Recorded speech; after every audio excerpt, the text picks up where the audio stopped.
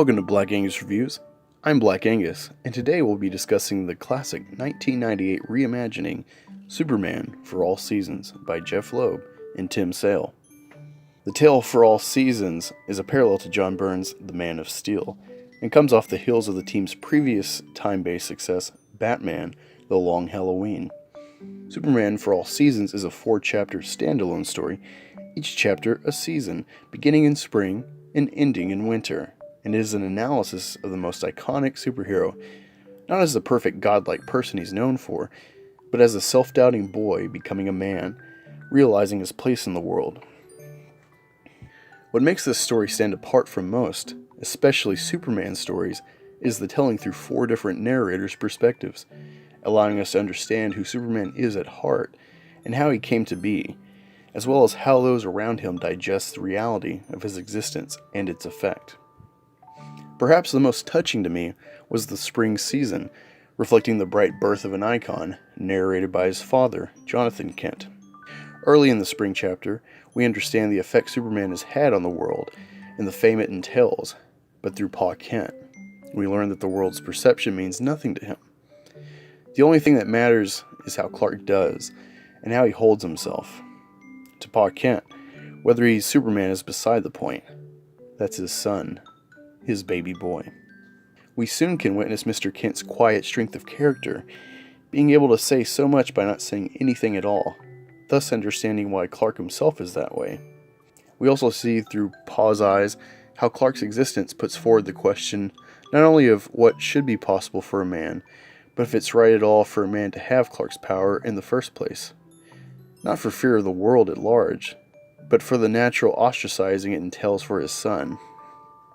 Because of this perception, self-doubt is a clear character flaw, rooted in the want for parental acceptance, a relatable and endearing quality for the seemingly invincible hero. Also, despite all his might and grandeur, we see a young man dealing with the inner turmoils of his powers, at times unable to properly cope. In my biased opinion, I found the spring season to be the best and most relatable, myself being a father, as Pa Kent takes so much pride in his son, and despite all his capabilities, that's all he is to Jonathan, all he ever needed to be. Something quaint in the unfolding spring story is Clark's discovery of flight. It comes not at a time of experimentation or fun, but in dire need, saving someone from a tornado. We witness the character of Clark that makes Superman an icon, his willingness to go into harm's way, not knowing the limits of himself and not caring. Through Pa Kent, we can understand the seldom spoken dread of a father seeing his son becoming a man in the words, "I never thought about our time together until it grew too short." Even for the parents of Superman, they worry.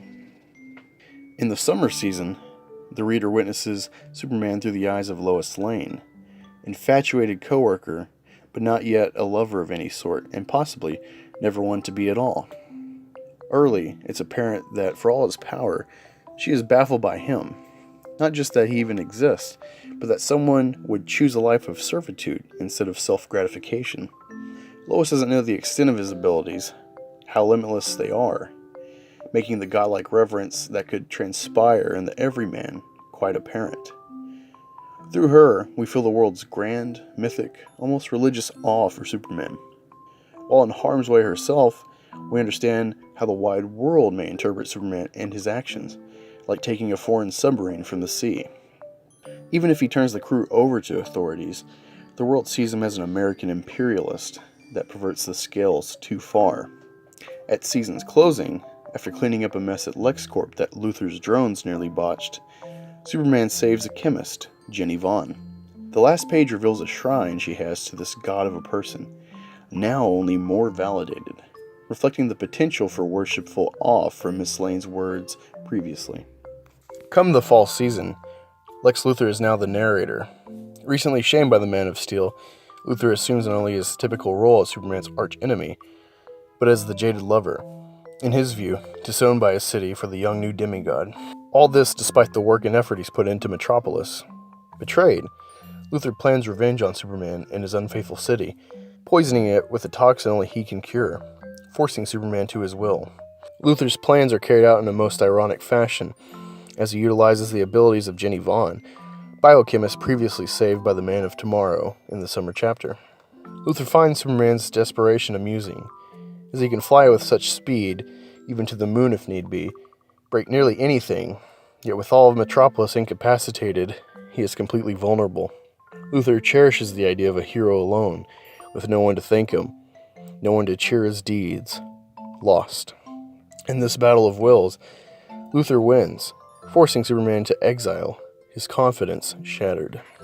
The last season, narrated by Lana Lang, finds Clark dealing with his loss of confidence and reflects both his past and the future he's given up.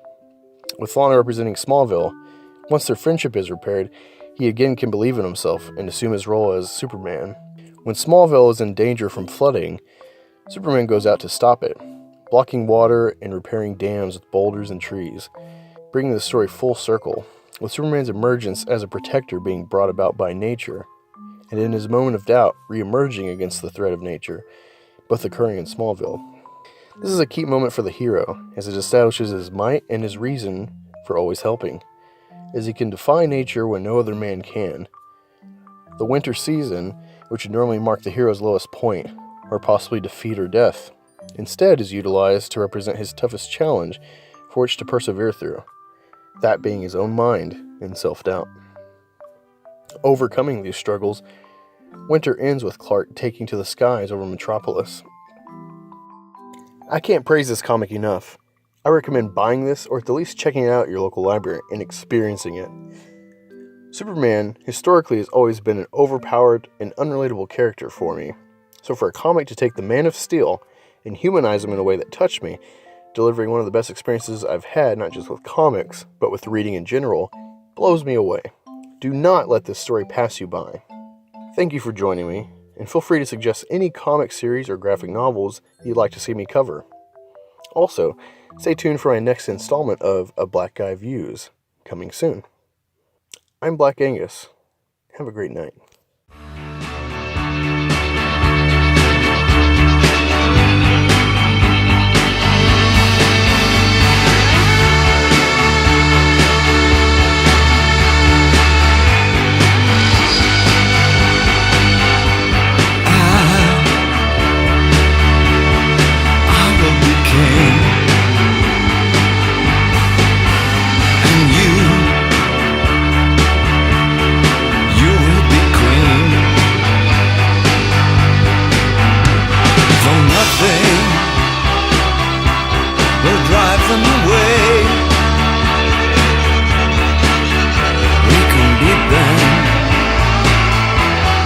Just for one day, we can be heroes. Just for one day, and you can be me, and I'll drink all the time. 'Cause we're lovers, and that is a fact. Yes, we're lovers, and that is that. For nothing will keep us together. We could steal time just for one day. We can be heroes forever and ever. What you say?